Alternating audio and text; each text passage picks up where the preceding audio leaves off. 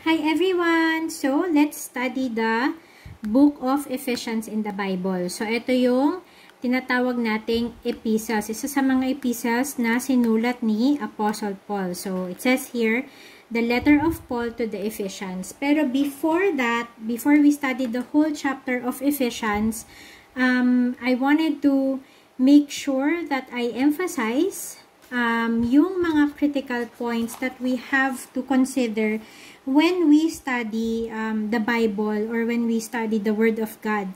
So, ano-ano yung mga importanteng bagay na yon? Of course, number one, lagi ko sinasabi, you have to pray, you have to ask the Holy Spirit to guide you dun sa mga bagay na kailangan nating maintindihan at kailangan maintindihan natin with the perspective of God, with the lens of God on His Word. So, apart from that, reading the Bible has to consider two important things. So, number one, we always have to anchor the foundation that the Word of God is true or truth. So, hindi siya nagbabago at wala ring pagkakamali doon sa Bible. So, we have to make sure that we know that truth. And second is that whatever is written here in the Bible, it is always centered on God's love for us. And everything is meaningless if we obey the word, but we are not anchoring the obedience or our understanding on God's love. So, sabi nga ni Paul sa 1 Corinthians 13, diba? Na kahit na ikaw pa yung pinakamagaling mag-prophesy, kahit na mabait ka, lahat ng mga ginagawa mo, mabubuti, pero kung yung mga yon, yung mga bagay na ginagawa mo is not anchored on God's love, it is meaningless. So, wala siyang kapupuntahan because you're just doing it for a different sake. It could be for the sake of your name, for the sake of your reputation, sa mga sasabihin ng ibang tao, para makagain ka ng something, diba? Makagain ka ng appreciation ng ibang tao, or it could be anything else but love, diba? So, dapat, whatever we do, we always anchor it in the Word of God. So, whatever we read here, in the context of biblical truth, we have to keep in mind na lahat ng sinasabi dito, it is based and anchored on God's love. Ayan. So, what do we mean by God's love? God's love is centered and focused on its definition in John 3:16. Diba? Alam naman natin yung John 3:16. For God so loved the world that He gave His only begotten Son, that whosoever believes in Him shall not perish but have eternal life. So, yung pagmamahal ni God, even yung pinakabugtong na anak niya, ibinigay niya sa atin as a means of sacrifice on our place, on our behalf, para pagbayaran niya yung mga kasalanan na supposedly pagbabayaran natin. Jesus Christ did that for us, and He is the Son of God. He's the perfect God and perfect human in form na wala namang kasalanan, but because He loves us and there's no other way for us to be with Him and with God the Father and with God the Holy Spirit in heaven, but through them, then He has to sacrifice Himself for us. So, ganun kaganda yung pagmamahal ni God. So, whatever we read in the Bible, in the passage, we always have to go back to the core of the biblical truth and biblical foundation, which is centered on Jesus Christ and centered on His love for us. Now, in addition, ano pa ba yung mga bagay na dapat i-consider natin when we try to study the Bible or read the Bible, apart from just reading it all together? So, isa sa mga lagi kong ine-emphasize is that when we read yung mga Bible text, we also have to know and to consider kung ano yung tema nung panahon na yon. Sino yung nagsulat, saang lugar siya sinulat, anong klase ng culture meron yung lugar na yon, ano yung mga pangyayari nung panahon na yon na isinulat itong Bible narrative na to, itong epistle na to. Epistle means letter, diba? So, para mas maintindihan natin bakit ganun yung flow ng pagkakasulat nung letter, or if other books, bakit ganun yung pagkakasulat ng historical narrative. So for Ephesians, I've written down a few things that we have to note on. Yan. So let's go. I know medyo maliit yung sulat ko, but I'll read it to you. So ito yung mga importanteng bagay na dapat inaalam din natin. Ngayon, it's easy na malaman natin kung paano. We just have to search the net, but make sure na legit yung mga URLs na tinitingnan nyo when you're doing your research. Why? Kasi may iba na, alam mo yun, nakapost sa net, pero iniiba nila yung context, iniiba nila yung information, so you have to be worried about it. If you wanted a good and legit links on where you can do your research, I would suggest blueletterbible.org is one, and as well as Bible Gateway is also one. So, eto na. Ano yung mga background na kailangan nating malaman, and then we will go through the entire book of Ephesians. So, first is, sino ba yung author nitong epistle na to? So, we know that the author points to Paul the Apostle. Ayan. So, yung location kung saan niya to sinulat, most scholars agree na nasusulat ito during the time that Paul was in captivity. So, nasa prison cell siya. Probably, yung prison cell na yon nasa Ephesus, which is kung para kanino itong letter na to sa mga Ephesians. And then, yung date, approximately AD 60 to 62. It is during Paul's first Roman imprisonment. Ayan. So, ano ba yung story behind nitong Bible epistle ni Paul? So, we'll go through that later. Ano pa ba? Ayan. So, ayokong basahin muna lahat because this one will give you a context already of what we can go through later on. But at least, I'll just give you like, ano yung summary background nitong epistle na to. So, what is the story? Ephesians, written by Apostle Paul to the Church of Ephesus and the churches in the neighboring cities to help them see all that God had done for them in Christ and how that should shape their lives. So, sinulat niya to para matulungan yung mga small churches in Ephesus and as well as yung mga small house churches around the city or different cities para mas maintindihan nila ano nga ba yung ginawa ni Jesus Christ, ano yung pinaka-essence ng ginawa ni Jesus Christ para sa kanila or para sa ating lahat, para mas maintindihan natin na because Christ did that for us, how then do we live our life for Him? Diba?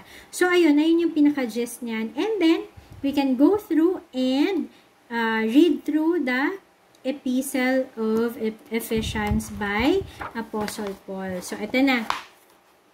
So, the first chapter, so siguro let's just go to chapter 1 muna. So, chapter 1 of the book of Ephesians. So, the first section here says greetings, right? So, Paul, an apostle of Christ Jesus by the will of God, to the saints who are in Ephesus and are faithful in Christ Jesus. Grace to you and peace from God our Father and the Lord Jesus Christ. And then, nagbigay siya ng spiritual blessings in Christ. So, it says here in verse 3, Blessed be the God and Father of our Lord Jesus Christ, who had blessed us in Christ with every spiritual blessing in the heavenly places. With every spiritual blessings, as in, dahil kay Jesus Christ, every spiritual blessings not lacking in anything has been given to us by God the Father. Even as He chose us in Him before the foundation of the world, that we should be holy and blameless before Him. In love, Diba? So, sabi ko kanina, whatever we read in the Bible, it should be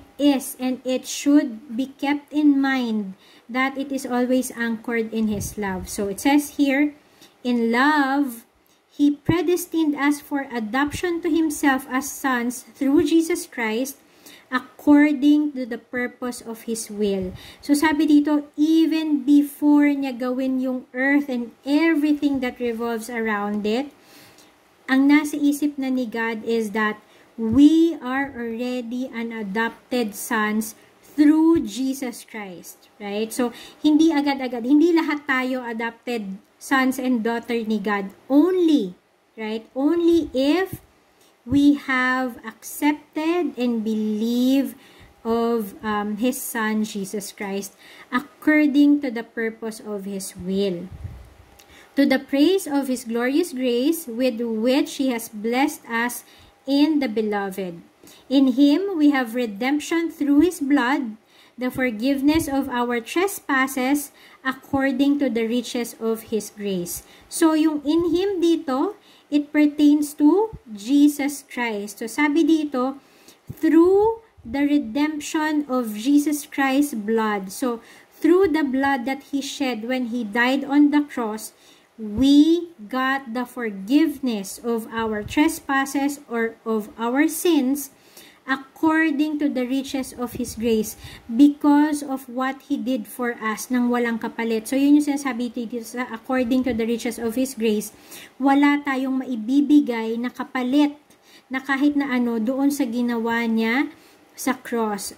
The sacrifice that He did, the blood that He shed, that was the forgiveness of our sins and our trespasses, and nothing can ever replace that, or nothing can actually, walang makakapantay doon at wala tayong magagawa para palitan yon, because it was given through His grace. Diba? Yung grace is something that we don't deserve, but yet it is given to us, which He lavished upon us in all wisdom and insight, making known to us the mystery of His will, according to His purpose, which He set forth in Christ as a plan for the fullness of time, to unite all things in Him, things in heaven and things on earth. So, etong sinasabi na it was lavished upon us in all wisdom and insight, making known to us the mystery of His will. So, yung mystery of His will according to His purpose,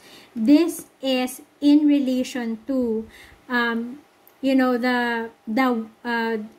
work that Paul is doing. And what is that? To deliver yung good news o yung salvation through Christ sa mga Gentiles o sa mga Hentil. So, sino yun? Yun yung mga non-Jews.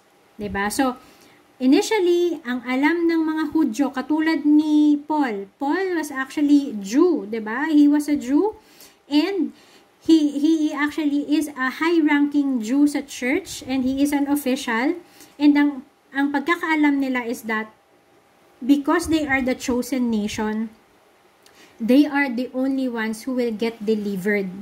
Pero yung mystery na sinasabi dito is that everybody will have the chance and the choice, according to God's will, to make sure that they will hear the gospel and be able to receive the gospel of Jesus Christ, accepting it and believe in it, so that they will be one into the kingdom of God. So, yan.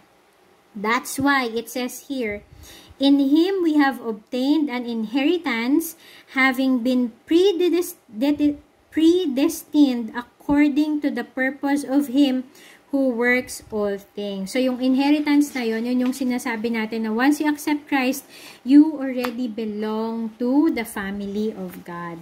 And then it says here, according to the counsel of His will, so that we who were the first to hope in Christ might be to the praise of His glory. In Him you also, when you heard the word of truth, the gospel of your salvation, and believed in Him, we're sealed with promised Holy Spirit, who is the guarantee of our inheritance until we acquire possession of it to the praise of His glory. Alam nyo, ang ganda nitong passage na to. Diba? So, sabi natin kanina, even yung gospel or yung good news ng ginawa ni Christ sa cross when He died for all of our sins and He rose again from the dead, proving that He is God, that He can pay for the penalties of our sin. If we believe that and accept that gift, we know that we will be part of God's kingdom. And here it says, how would we know and how would we have, ano yung pinaka proof natin, diba, na we're already part of it. So, ang sinasabi dito is that God will make sure that you are sealed with that kind of promise. And the seal is that we will receive the promised Holy Spirit in us. And the Holy Spirit that is within us is the guarantee of our inheritance. Ano yung inheritance natin? The inheritance that we are actually a child of God now because of Jesus Christ. So when we go to heaven, the Holy Spirit will be the one to testify for us to God the Father. The Holy Spirit will say, this person accepted Jesus Christ, believe that He was able to die and rose again from the dead, and that this person lived the life according to the purpose of God. So, then we will acquire the possession of the promised inheritance, meaning we will live in heaven together with God the Father, God the Son, and God the Holy Spirit. So, ang ganda, no? Not only that when we accept Jesus Christ, nakuha na agad natin yung inheritance, but we actually are given a seal as a proof na meron tayong karapatan talaga sa kingdom ni God, and that the Holy Spirit resides in us.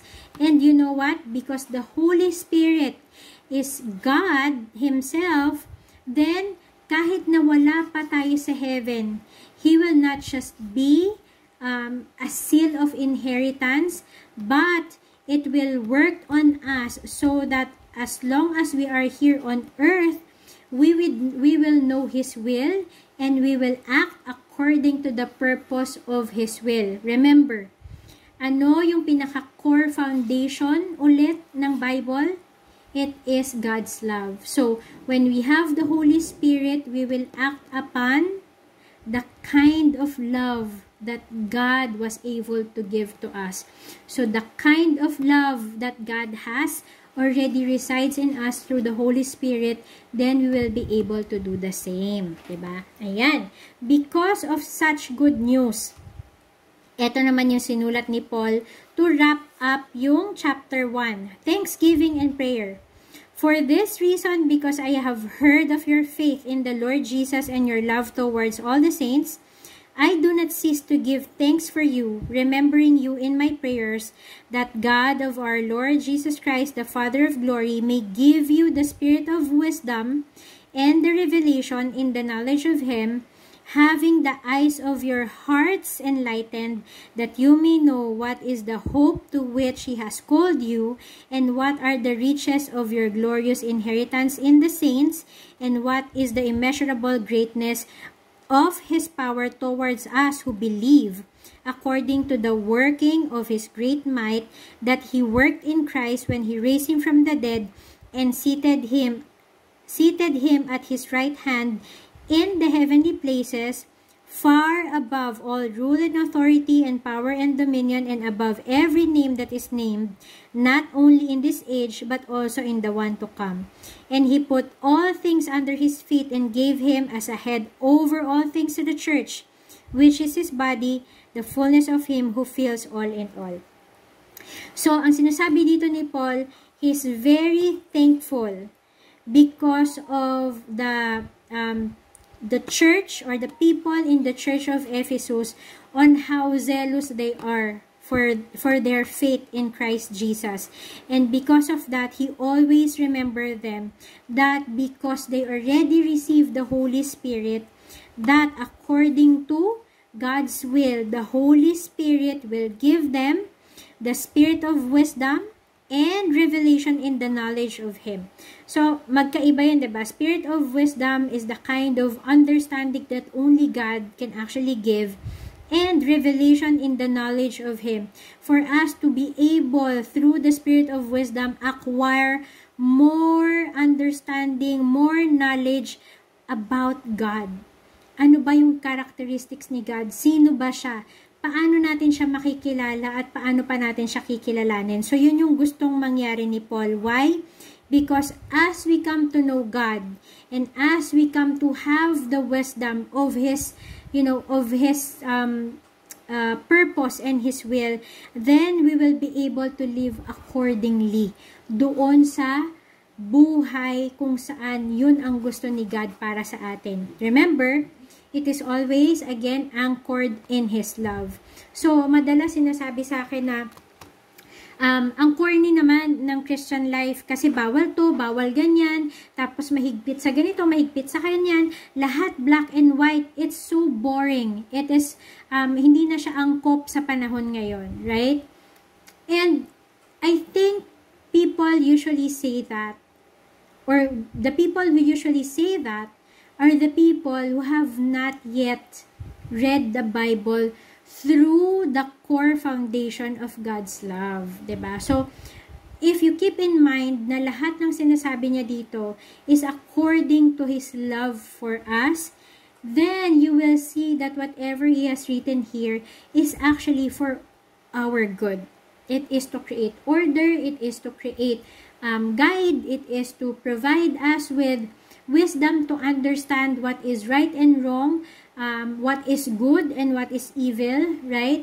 Because even ourselves, diba, hindi rin natin maintindihan minsan yung sarili natin. So, only our great Creator who designed us actually knows us better. So, yung nandito, yung sinasabi ni Paul na for us to know God more so that we will know how good, the kind of good intentions He has and the kind of purpose that He has for us according to His love, mas makikita natin na ano nga ba yung pinupunto ni God dito, diba? So, halimbawa, may kaibigan kayo or may kakilala kayo, may isang tao kayong kilala, at itong tao na to acquaintance nyo lang.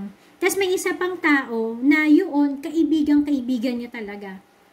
And then, both of these people gave you an advice, right? Siyempre, mas bias tayo dun sa kaibigan talaga natin, sa best friend natin. Why? Because we know that this person knows us so well and that this person meant well for us. Kasi totoong kaibigan natin siya. Unlike dun sa mga acquaintance lang natin or sa mga strangers na hindi natin kilala, we can hear them, but we can't really say that, talaga naniniwala ako dun sa sinasabi niya. So, it's the same thing here. We can't really say in all confidence na maniniwala tayo sa sinasabi ni God kung hindi naman natin siya kilala talaga. So, we really have to be intentional in making time to know God and to understand Him. But the first step is what? Is to make sure that you accept the gift of salvation from Jesus Christ and accept His Lordship over your life. And then you pray, ask Jesus Christ to give you the Holy Spirit to have the wisdom and understanding and knowledge to make sure that you will know God better and that you will be able to understand all of the words and the revelation of His words in the Bible. So yan, dito muna tayo sa Ephesians chapter 1. And then we will continue on our next chapter. Why? Kasi interested din akong malaman kung ano yung insights nung mga taong tinap ko for them to read through Ephesians, and then I will read through kung paano nila tinake yung book of Ephesians so that I will be able to also answer if they have questions or to give insights as well on the things that they were able to write down. So, I'll see you again. If you have questions or if you have comments, suggestions, clarifications, recommendation, wag lang sana violent reaction, but reaction is good as long as I can answer them, or if I can't answer them, I will find somebody who can answer them for you. So, if you have anything, write down on your comments below, and I'd be happy to read through it and answer you. And also, if you can give this a like and share this with people that you know, in case they are also, they also have questions and interested on doing a Bible study with us. So, have a great day, everybody!